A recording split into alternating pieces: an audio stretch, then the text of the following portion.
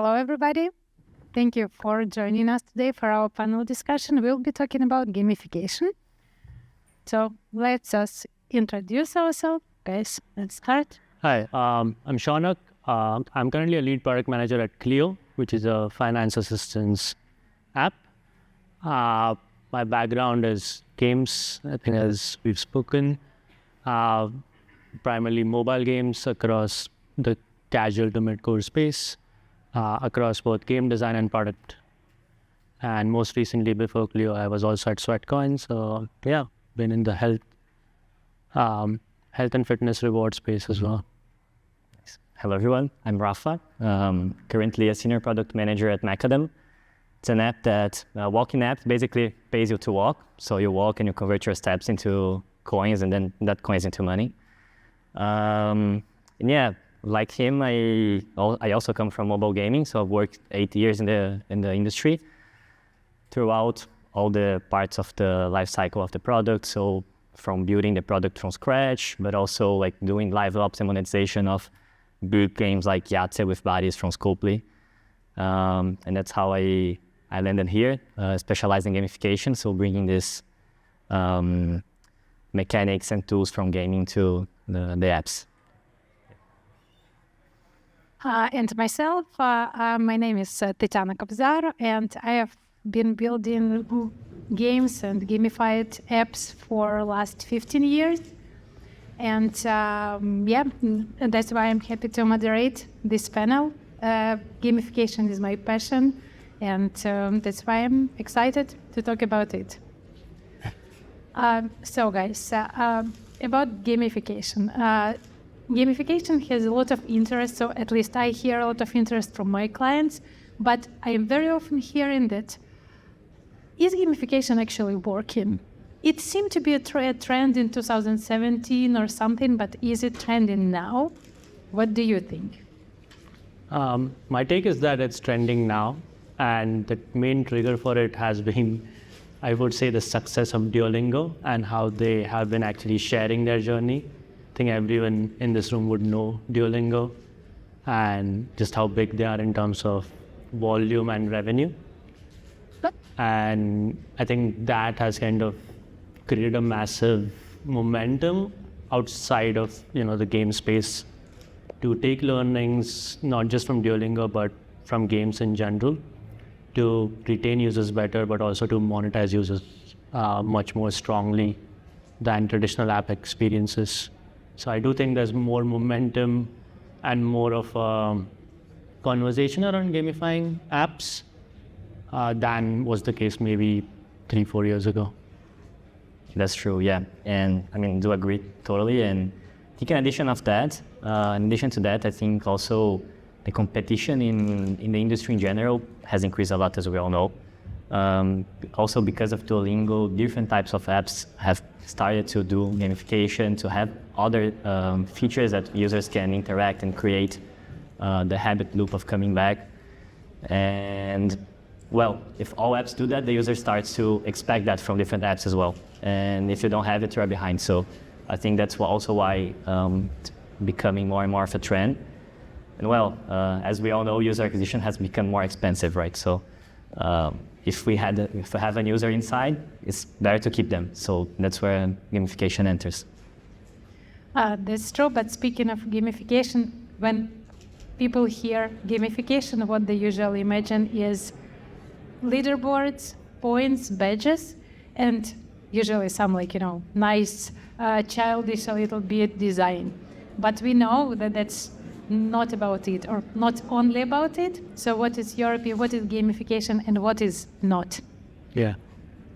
Sorry, go on. I think my take on, if I would put gamification in a single sentence, it would be creating new motivations for a user that go beyond what they originally came into the app for. So I think if you look at games are not service-based products in any shape or form. It's all manufactured motivations, and I think the true essence of gamification in apps starts with that it's not about the leaderboards, it's not about specific tactics or techniques, it's about creating motivations that would otherwise not exist in that app's experience.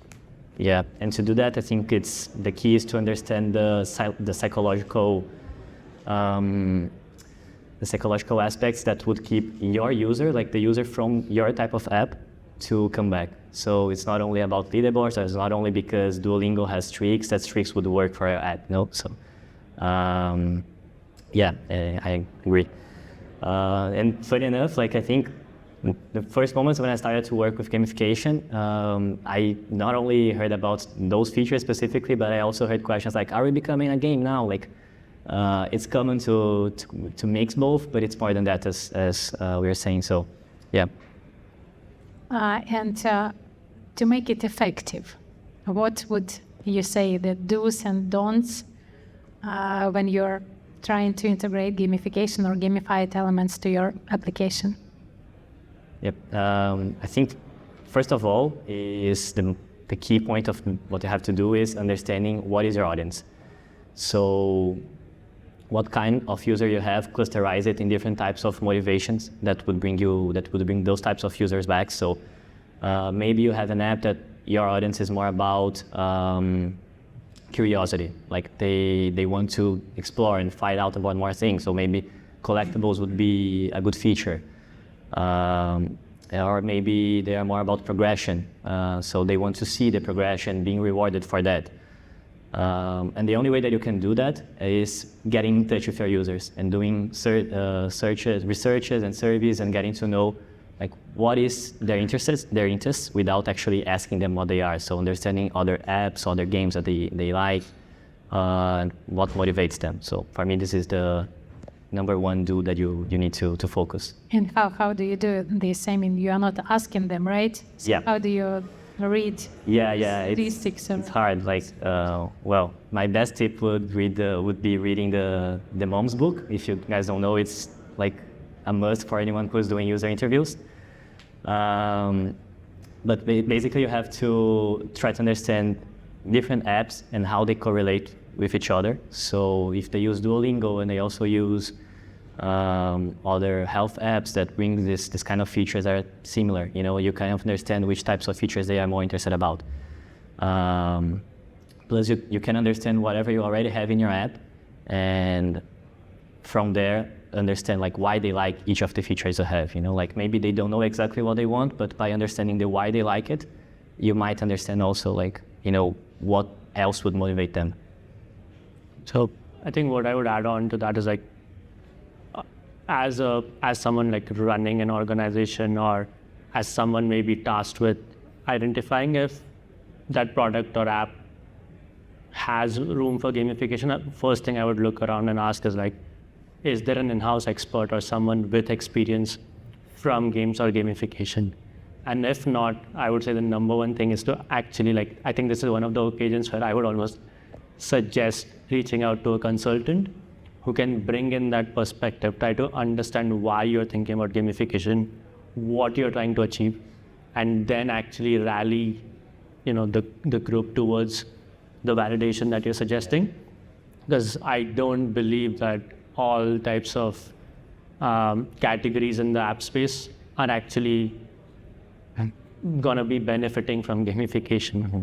So I would start with questioning that and validating that, but with someone who's been on the other side in some form. Yeah, that's a good point. I think talking about that as well, it's like also bringing already a don't. I know you're gonna ask that after, so you have to be careful not to overwhelm also the user with the amount of features they're giving, or maybe putting something, a feature that is super hard to complete, or they're gonna take forever, and it's overwhelming. They might disengage instead of coming back to the app.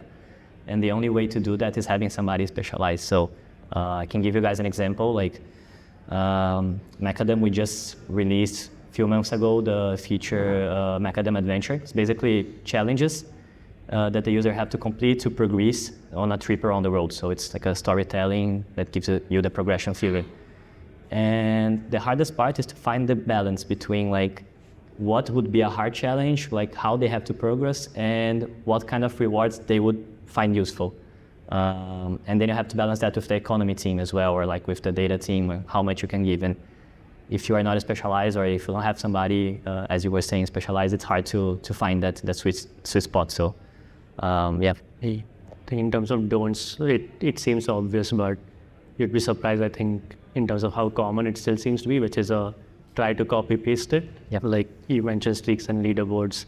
A lot of the times I think the conversations start with like, hey, it's so successful and it's a great experience in app A, B, or C. We should do the same.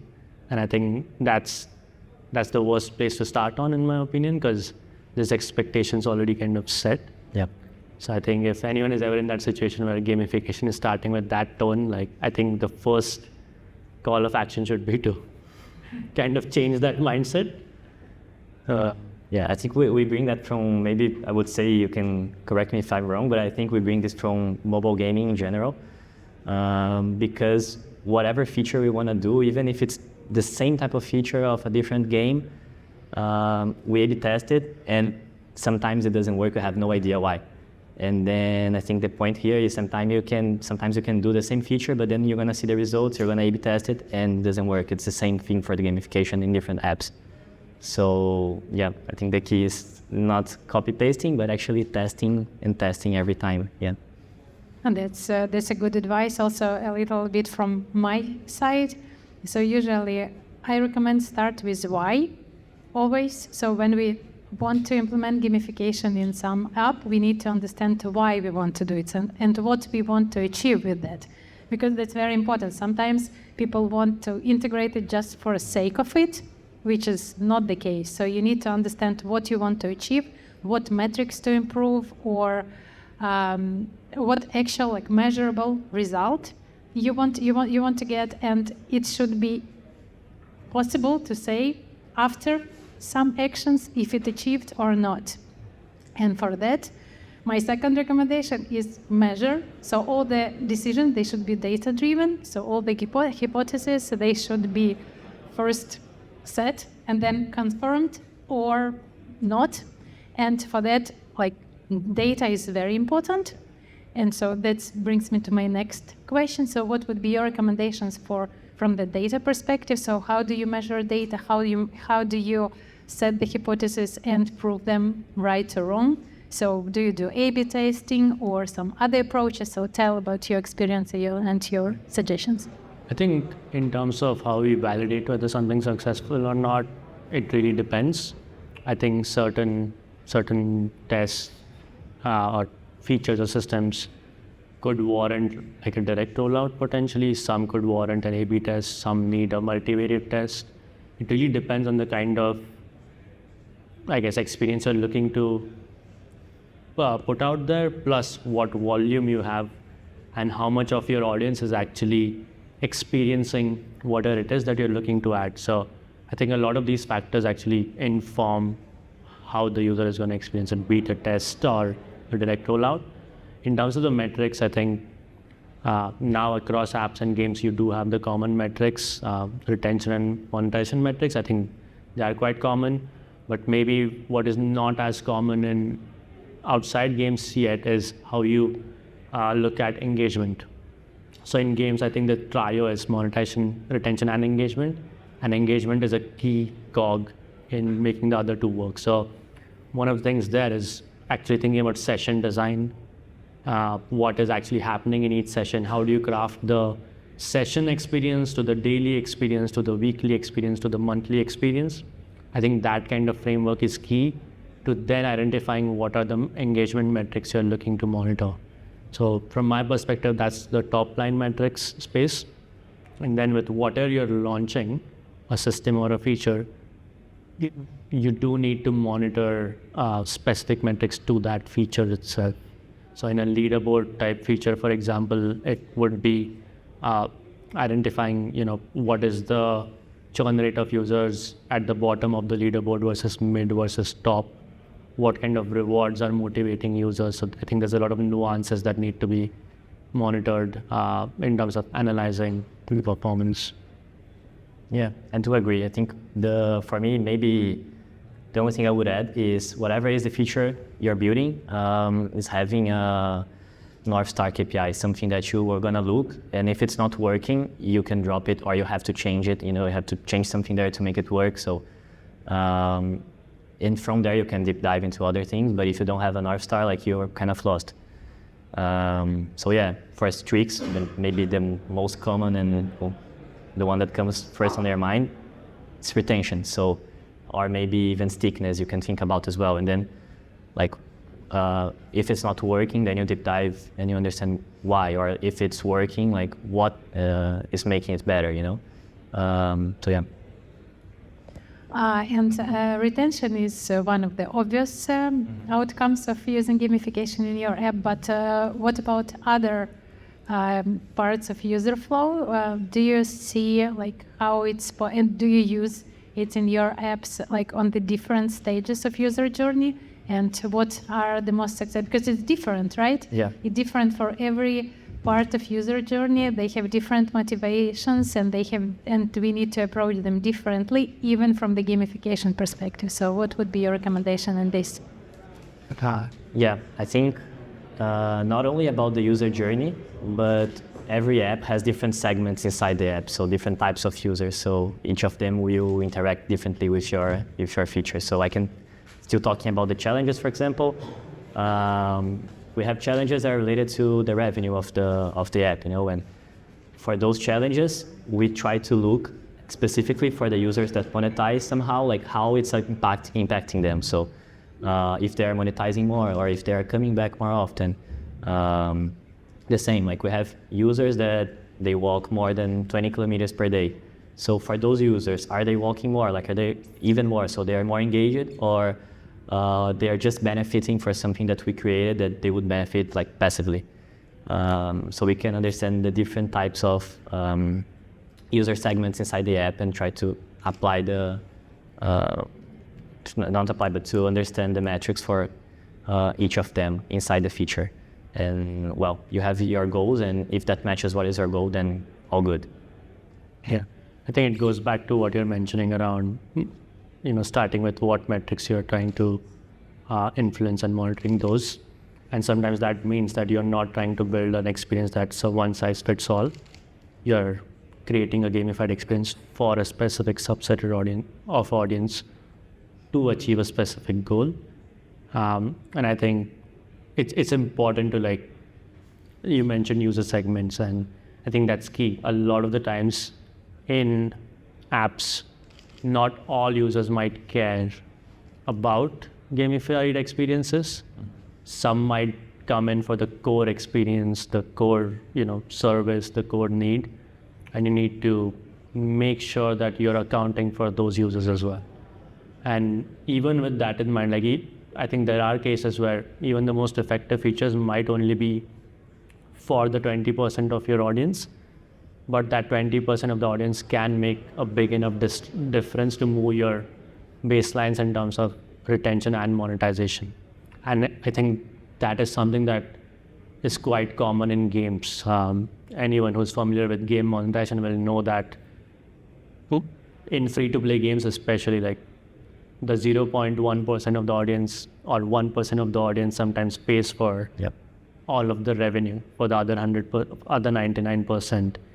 And even within there, there's the whales, the dolphins, the minnows. So I think a lot of that applies to apps as well, especially around monetization, wherein you might have a free experience, but there's a small subset that's paying for all of it. Yeah, I think what I can add to that as well is that maybe it seems obvious, I don't know, but users that come back more often, they are more likely to monetize more. So if you have more users coming back with a better retention, it's likely they're going to have a better LTV as well. So after all, the main KPI that you're going to look is this one. We're going to compare the LTV from different segments of the test and understand what's happening. So yeah, that makes sense. And what is your personal favorite gamification technique? Okay, I can start. I don't know if I'm going to remember the proper name of the person who created the framework, so I'm sorry if I do it wrong, but it's called Octalysis Framework. You know that? Yeah. Yeah, that's my favorite. Yukacho, right? The name of the guy. Yeah. Yukacho. So it's a framework basically that, I mean, you guys can compliment me, probably I'm not gonna say everything, but basically it understands what is the psychological drivers that the users can have to be motivated with your app, you know. So maybe the user, they're driven by curiosity, or maybe they're driven by, I don't know, an epic meaning. They want to be there for something else that they're doing. Or for achievements, because they want to achieve everything that they have there, complete everything. So I think this is my personal favorite, because it kind of summarizes like all the features inside of this framework, all the possible features that you can have. And if you understand these, you understand why your users comes back, and then like from there you have a whole world to explore. Cool. Since you mentioned Octalysis, I'll mention something that I use in parallel to the Octalysis, which is essentially goal formation. So one of the things that I think is key to creating a successful gamified experience in apps is making sure that you are almost planning for creating short-term, mid-term, and long-term user goals. And those are what are gonna actually be effective in not just retaining users, but monetizing users. What I mean by that is like, when a user is joining an app and onboarding, I think it's good to show them what they're working towards, or what they're hoping to achieve in that app experience. Like in Duolingo, it could be to learn French. Yep. So the user sees that as their long-term goal. Then the mid-term goal that Duolingo immediately presents is the first chapter. They have a clear view on how many lessons they need to get to complete the first chapter and how many chapters are there. And then the short-term goal is that there's a module within the chapter, multiple modules. So they know that that's their short-term goal, which is to complete that lesson. I think that framework works in parallel with Octalysis in the sense of what are the motivations that are being kind of generated or deployed through those different goal formation setups. Basically, what you mean is understanding like what is the goal of your user. I think the Octalysis is maybe understanding the why. And if I can add something, there is something that I like to use, is called player archetypes. So it also comes from games, and basically it understands like who is each of the cluster that usually plays different types of games, and then you can also apply that for different apps, and with that you can bring the Octalysis and that framework of what is the goal as well. And suggest the core drives for each of the user types. Yes. Yeah, I love Octalysis framework myself, so that's one of my favorite ones. And also from this framework, that's like my favorite game techniques are ones that doesn't look like game. So, for example, like progress bar. Mm-hmm. So that's like everybody uses it, and nobody thinks that that's a gamification, but in core it is, because it's like triggers this drive of achievement, and you're like, I need to feel this, like to get 100% of things. So, yeah, that's nice that we are sharing this view. So probably we will have time for questions from the audience. No questions, okay? So then we can continue with some more questions from me. Okay. So from your experience with current companies or the previous ones, what maybe you can share some real-time example of when gamification worked and when you had a hypothesis that didn't prove to be right? Yeah. I think in terms of what's worked, I think both, like my previous space was similar to Macadam. Mm-hmm. So I think what works in that space, which is like it's a step tracking experience with users trying to get more fit as well as get more rewards. So users really come in with a purpose. And I think in that space, the concept of challenges is quite effective. And it goes back to what we're talking about, right? The motivations are to essentially get better. Uh-huh. And through an experience like a challenge, it forms a goal where there's a completionist motivation coming into play. So I think at a base level, in that space, it's an effective technique. I do think it works in multiple like health and fitness app scenarios. One thing that's key there is to, like, whenever that is being built, like it is crucial to be aware of needing to balance the experience in a way where you're accounting for your most active users as well as your least active users in terms of physical activity. You do not want to create an experience where it's potentially so competitive that only a fraction of the users are actually even able to engage in it. Forget about retaining, but I think that's something, that was a learning. Yeah, I think from my experience, it seems, as you were mentioning, like the first one you mentioned is leaderboards. So I think everyone will think that social features or leaderboards, they tend to work everywhere. And if you guys open Macadam, for example, like we have the leaderboard there, we have the option to add friends, we have the map where you can see your friends there as well and engage with them in the locations if you're close. And well, funny enough, it didn't work that well. I mean, it's not something that we can clearly see the KPIs improving because of that. And main reason, I think it's what you mentioned, like it can become so competitive that it's actually overwhelming, or at some point, like you don't have enough friends there. So what is the point of having it, So there are a lot of issues that we can identify, and only adding the leaderboard itself didn't work, So I think that's a clear example of what you were saying, like of what we were discussing here. Maybe a best example, and well, we know the feature from Duolingo, which is streaks, and well, streaks worked really well. And I mean, obviously I can share the true data, the actual data, but I would say that we have a good percentage of the user bases now. Maybe the majority of the user bases with more than 30 days of streaks. Of course, they didn't come back every day because they have the option to freeze a day if they forgot. Like there's mechanics like this, but it means that they're engaged enough, more than half of the bases, that they care to come back, which is exactly what you would want of this feature. So I think this would be maybe the best example of success for our audience, which doesn't mean, as we were saying, would work for all the audiences for all the apps. So you have to try it, start simple, do an MVP, A/B test, and if it works, then you can add more mechanics, you can add more things to the feature, and hopefully it will make it better for your app. So. And even speaking of leaderboards, one of my learnings was that leaderboards with different intentions will have different results. Yep. So we also tried a social leaderboard, which was not effective, and that was mainly because there was no need for it to be a social experience, wherein the experience didn't evolve if you had friends connected. Then another type of leaderboard was a more competitive leaderboard, wherein it was purely about being more active, which saw a bit of movement, but from a fraction of an audience. But then there was a leaderboard that was super effective, which was a leaderboard about inviting the most amount of people, because there was a big reward associated with it, which was an actual monetary reward. So there, like, that had a motivation attached where it really boosted the effectiveness. So it's the same app, it's similar audiences, but it's leaderboards set up in different ways, leading to different results.